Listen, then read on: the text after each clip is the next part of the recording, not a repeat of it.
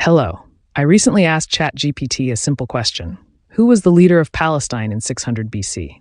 The answer was amazing. This is what ChatGPT answered. Around 600 BC, the region known as Palestine was under the control of the Neo-Babylonian Empire, which had conquered much of the ancient Near East, including the Kingdom of Judah, located in the southern part of Palestine. At that time, Palestine was not a unified political entity or state as it is considered today. Instead, it was made up of various small kingdoms and territories, with significant influence from larger empires like Babylon and Egypt.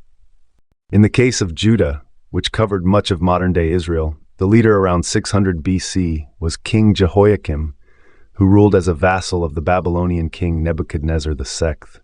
Jehoiakim's reign lasted from about 609 to 598 BC, and he was known for his resistance to Babylonian rule, which led to Judah being invaded and eventually destroyed in 586 BC.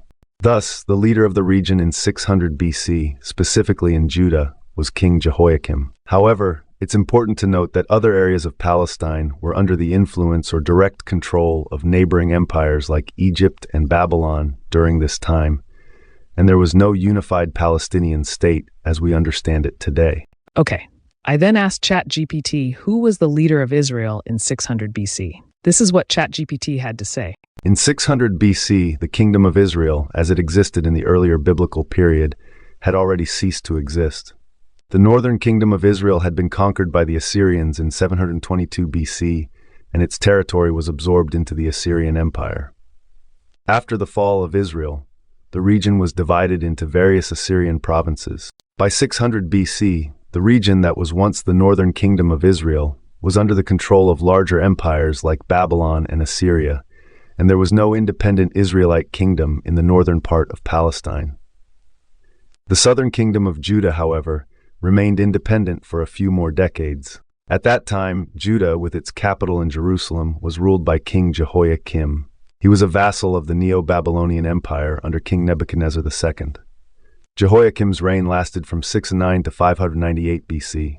Though Jehoiakim was the king of Judah, it is important to note that the northern kingdom of Israel had already fallen more than a century earlier. Therefore, by 600 BC, there was no leader of Israel as a kingdom.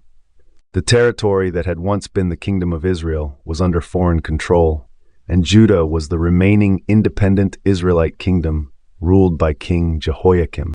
I noticed that ChatGPT used the Bible to come to this answer. I felt that non-Bible believers will have some difficulty acknowledging this answer. So I asked the same question, but with a specific data source. This is what I asked. Using historical data, who was the leader of Palestine in 600 BC? In 600 BC, the region known as Palestine was not a unified political entity as it is today. It was made up of several small kingdoms and cities, and it was under the influence or control of major empires, most notably the Neo-Babylonian Empire. Let's break this down to understand the political situation at the time. 1. The Kingdom of Judah, the southern part of ancient Palestine, which was the Kingdom of Judah, was ruled by King Jehoiakim, reigned from 609 to 598 BC. Judah was a vassal state under the control of the Neo-Babylonian Empire, led by King Nebuchadnezzar II. This means that although Jehoiakim was technically the ruler of Judah, he was subject to Babylonian authority. 2. The Kingdom of Israel. By 600 BC, the Kingdom of Israel no longer existed as an independent entity. The northern kingdom of Israel had fallen to the Assyrians in 722 BC. After Israel's destruction, the region was incorporated into the Assyrian Empire. So there was no independent leader of Israel in 600 BC, as it had already been absorbed into larger empires. 3. Other regions in Palestine. Other areas of Palestine, like the coastal cities of Philistia, e.g. Gaza, were also under the influence of foreign powers. During this period, these cities were often controlled by either the Babylonians or Egyptians, depending on the shifting power dynamics in the region. To summarize, in 600 BC, the region of Palestine was primarily under the control of the Neo-Babylonian Empire, and the leader of Judah, the southern part of Palestine, was King Jehoiakim. There was no independent leadership for the region as a whole, as the northern kingdom of Israel had already been destroyed and the area was under foreign domination. I noticed that the biblical and the historical accounts are identical. So I backed up 200 years to 800 BC. And this is what I asked ChatGPT. What about in 800 BC?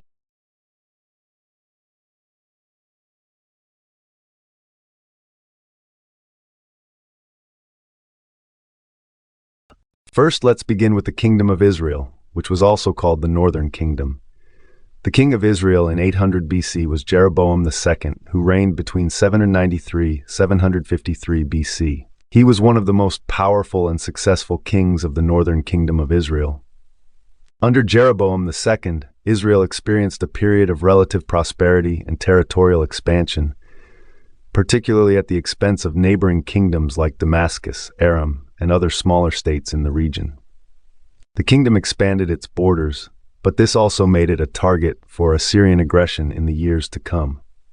His reign is notable for the relative stability and strength of Israel, although it was also a time of social and religious decline, as prophets like Amos and Hosea would later condemn the kingdom for its moral and spiritual corruption. Second, Kingdom of Judah, also known as the Southern Kingdom. In 800 BC, the king of Judah was Amaziah. He reigned between 796 to 767 BC. He was the son of Joash and became king after his father's assassination. Amaziah's reign was marked by a mix of military success, including victories over Edom, and internal strife. He initially followed the religious reforms of his father, but later fell into idolatry, which led to his downfall. He was eventually assassinated, and the throne passed to his son, Uzziah, who would go on to reign as one of Judah's most successful kings in the following years. The role of larger empires. Around 800 BC, the Assyrian Empire was rising in power and would become an increasingly significant threat to both Israel and Judah in the following decades.